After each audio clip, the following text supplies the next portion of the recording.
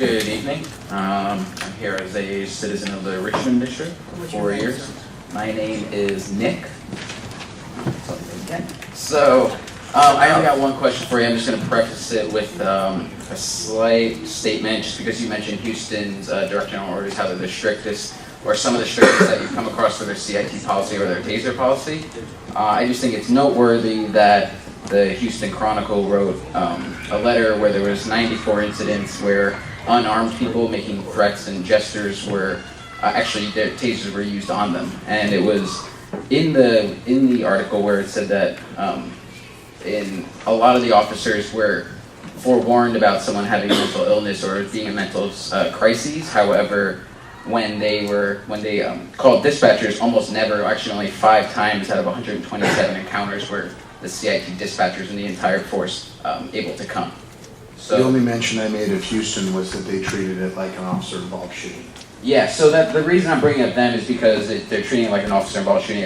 I believe you said it was like the strictest sort of policy. I just said that they treated it as a serious event akin to an officer-involved shooting. Okay.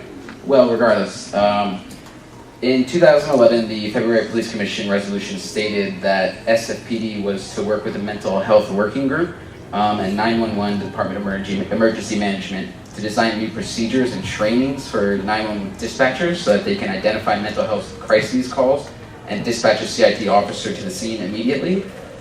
This was in the resolution, and I'm wondering, is this new training and procedure in place for 911 to actually identify mental health crisis calls and dispatch CIT officers to the scene?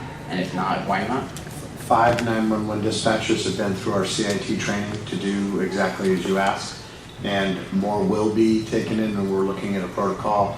Hopefully we'll have a system soon that will identify CIT officers. However, regardless of whether a person has second language issues, person in crisis, every person in San Francisco is entitled to equal protection under the law, and you get the closest to cop.